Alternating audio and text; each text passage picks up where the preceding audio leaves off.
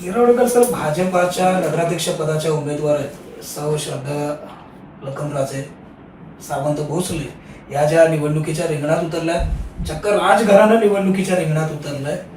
सावंतवाडीकरांच्या मनात नेमकं काय चाललंय? कारण की आपण या सगळ्यांमध्ये नेहमी वावरत असता, म्हणून मुद्दामून हा प्रश्न आपल्याला विचारतोय. सावंतवाडीकर राजघराण्याच्या सोबतीनं राहतील?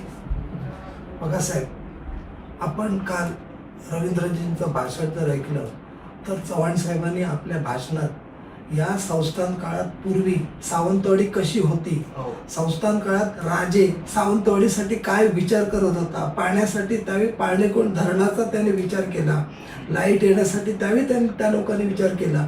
त्यांचे पूर्वज म्हणजे गेले कित्येक पिढ्या यांचं सावंतवाडीवर उपकार आहे. आज जर आम्हाला कुठचीही गोष्ट सावंतवाडीतल्या नागरिकांना सुरू करायची असेल, पाटेश्वरकडे आम्ही नारळ ठेवल्याशिवाय कसलीही गोष्ट सुरू करत नाही. म्हणजे आमचं जे मेन आमच्या सावंतवाडीचा जो आधारस्तंभ श्री पाटेश्वर महाराज हे तिथेच आहे साहेब, राजवाडे आहे. आणि आपण गेली कित्येक वर्ष बघताय संस्थांचे राजे महाराजे. याच्यापूर्वी बापूसाहेब महाराज आमदार होते, त्याच्यानंतर शिवरामराजे भोसले आमदार होते. या गोष्टी आपल्याला माहिती आहे. मध्ये कसं झालं की थोडंसं ते राजकारणापासून लांब गेले.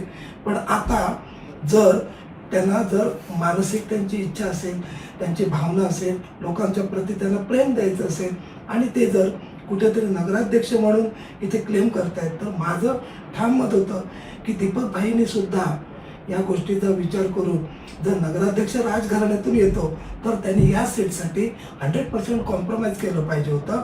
10 सीट मागितले पाहिजे होते आणि ही इलेक्शन बिनविरोध करायला हवी असं माझं या ठिकाणी ठाम मत आहे. श्रद्धा लखनराजे भोसले जे आहेत वेल एज्युकेटेड आहेत, वेल मॅनर्ड आहेत. आजकाल कसं आहे, नुसतं एज्युकेशन असून साहेब उपयोग नाही हो, संस्कृती पण लागते. माझ्याकडे पैसा जर आहे तर पैशाचा माज येऊन उपयोग नाही.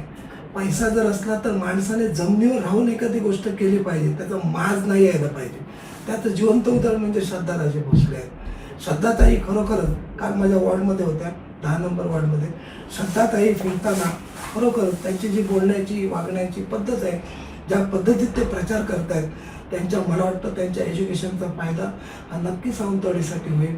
त्यांची जी डिसिप्लिन वागण्याची पद्धत आणि सगळ्यात महत्त्वाची गोष्ट सावंतवाडीची जी फायदेशीर होईल ती म्हणजे भ्रष्टाचार मुक्त आपली सावंतवाडी नगरपालिका होईल किंवा नगर परिषद होईल, अशी मला या ठिकाणी श्रद्धाताईंबद्दल खात्री वाटते.